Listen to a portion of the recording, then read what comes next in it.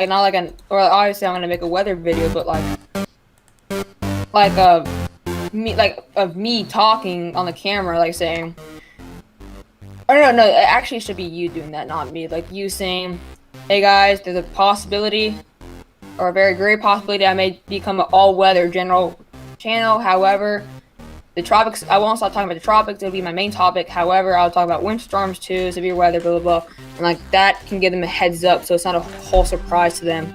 Yeah, I'm gonna talk about that. Well. And like you can like make a whole video just for that, like what you did, like for your video saying like, oh, we're at 410 now.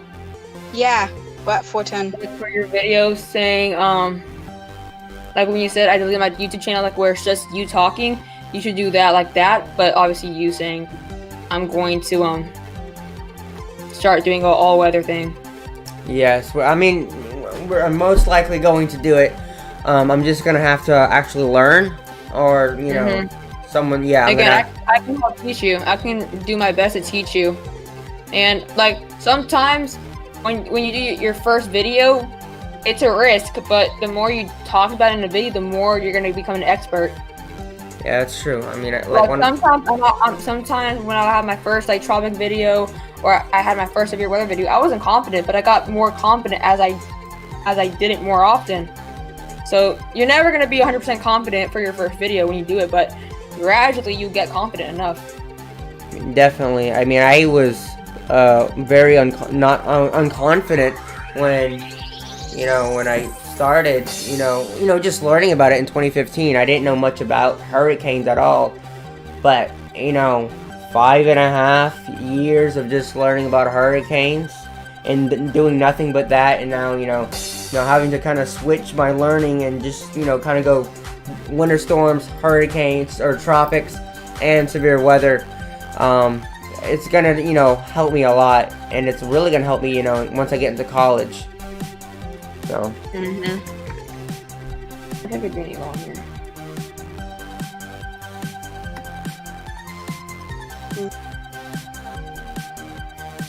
Yeah, it's stuck at 410 for now.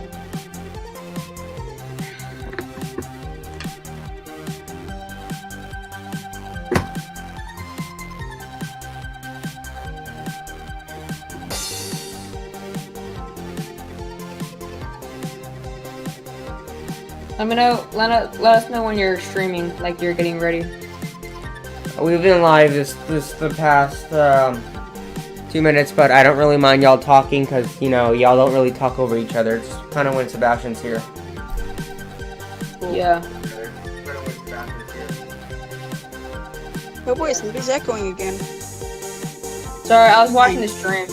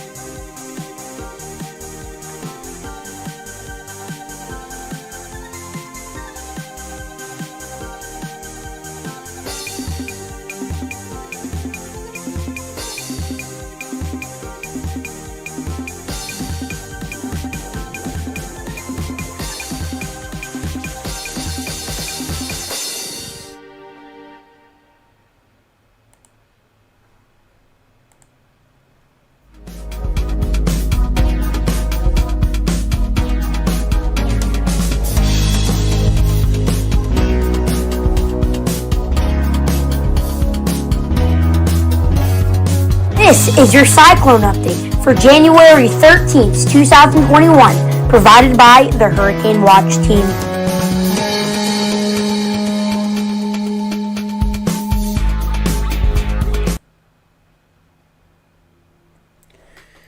Good evening, ladies and gentlemen. The Hurricane Watch team is here with your latest update on the tropics today.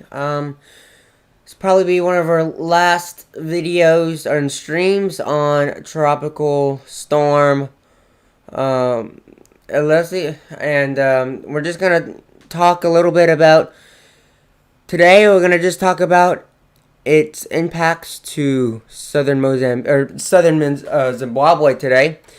This evening, it will continue to produce heavy rains and floods. Same thing that we talked about earlier.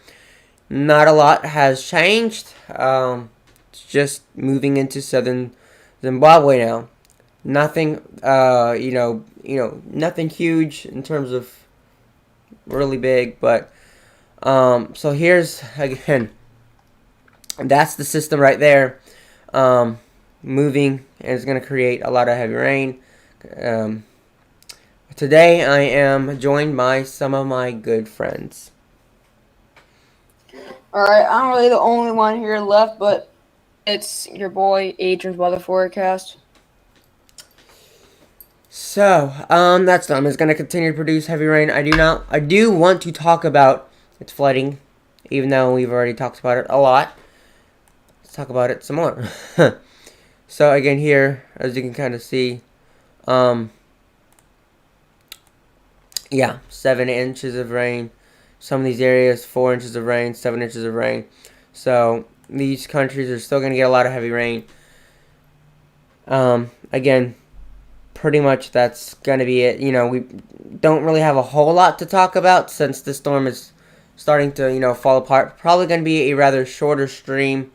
That's the storm we want to mainly focus on. I do want to just talk about the other system.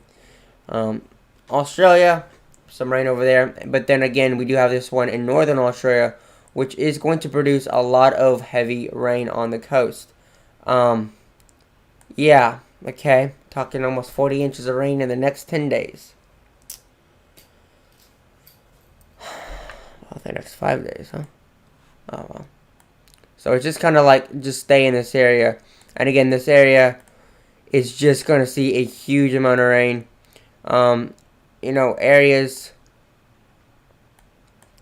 closer. Oh my gosh, why is this not working? All right. Some areas could be seeing, right on the edge of the coast, could be seeing up to 30 inches of rain to the coast, where they're going to get a majority of the flooding. And again, up to 40 inches of rain in some areas. Now this is for the Australian system, so again, they could be seeing up to 40 inches of rain in some areas, but a majority along this part of the coast. What the hell? Hold up. And then even down here, 20 inches of rain. So flooding is going to be a huge impact for sure. So flooding is going to be big. Adrian,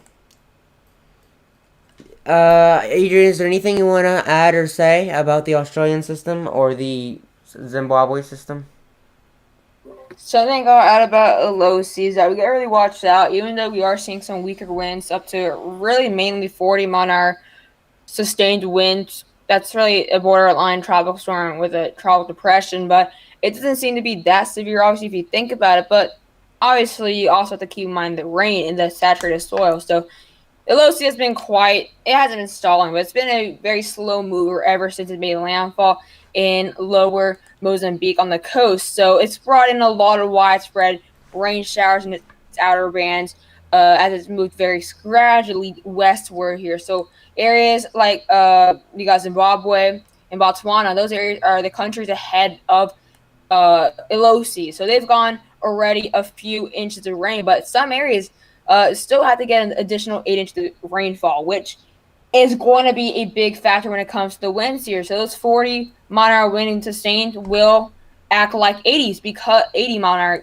hour winds because of how saturated the soil is. So it's going to be very easy to take down trees, very easy to take down any power lines because of how saturated and how much distress the soil is under. So definitely going to be a lot easier to take down some trees which will lead to a lot of damage that you really wouldn't see necessarily.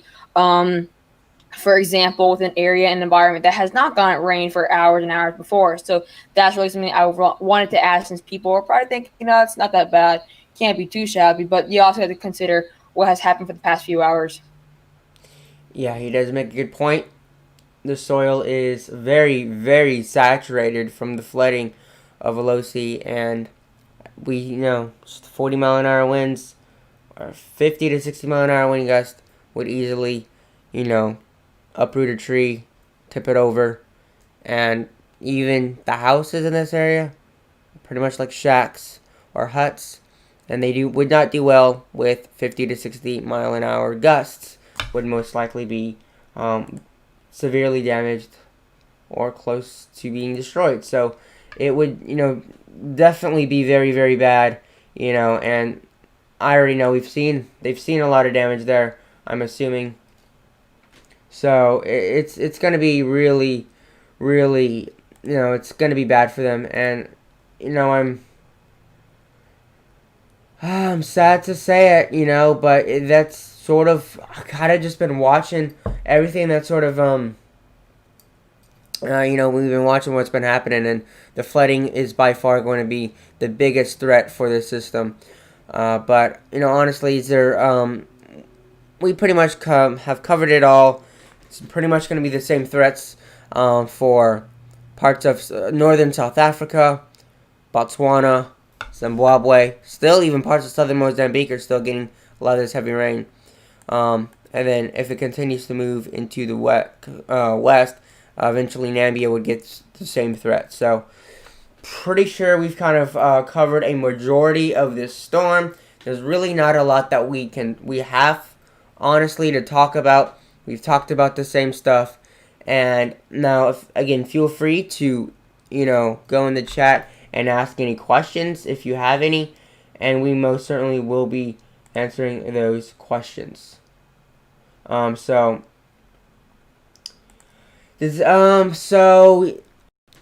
really not a lot to talk about. Is there anything specifically we need to talk about tropics-wise, Adrian?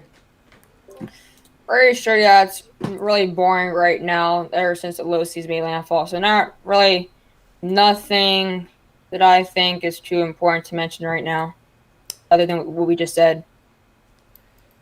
Yeah, I'm gonna go to the Georgia Typhoon Warning Center, and yeah, there's Elosi's it. Literally it. I'm gonna go Tropical Tidbits, see what interests are out there.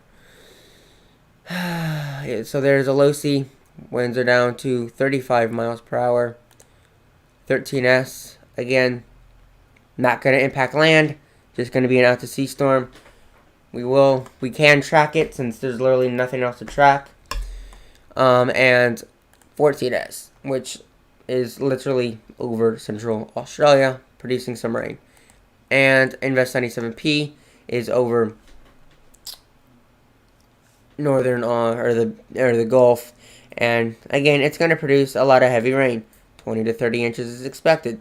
This is going to be a flood threat. It's not going to be a wind threat. It's most certainly going to be nothing but a flood threat for sure. Do you want to talk about the Australian system? I don't really got much to mention about that one. I mean, it hasn't really developed yet, but with that system, regardless of development, I think we can agree that the biggest threat is going to be flooding. Definitely, yeah, that's always the primary threat when it comes to tropical systems like these. So, like we said, there's not a lot to talk about. So, we're going to be moving on, and I'm going to, talk more about other weather in the future.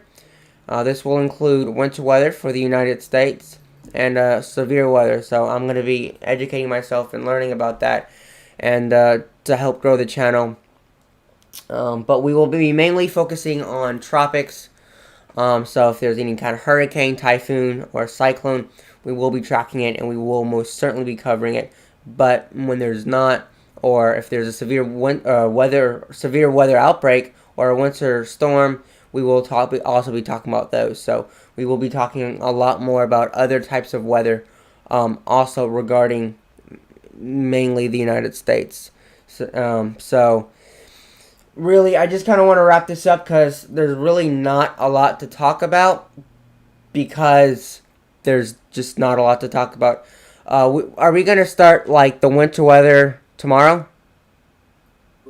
Yeah, I'm planning on, since I'm mainly the actual video guy on the team.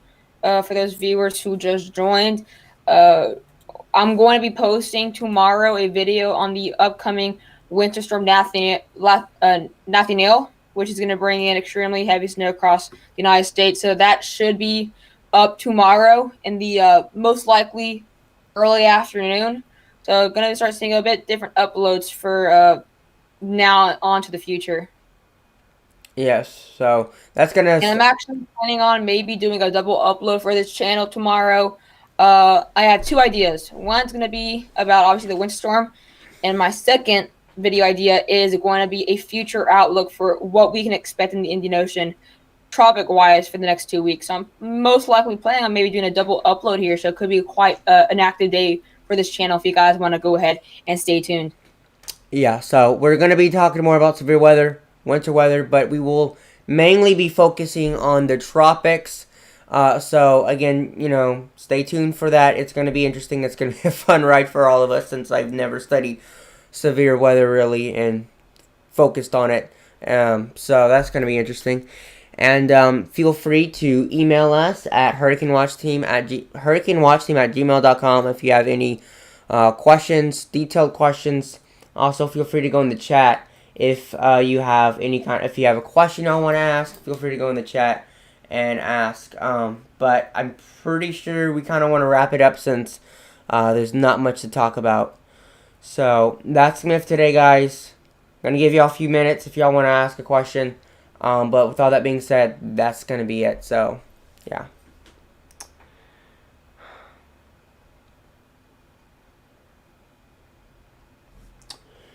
Is there anything else we wanted to add, or is that gonna be it? I'm pretty much, we can't really say much really. There's nothing really at all. Nothing to talk about. So that's gonna be it. That's gonna be it for today, and we will talk to everybody tomorrow at 7 a.m. Central Time, 8 a.m. Eastern Time. And with all that being said, peace out.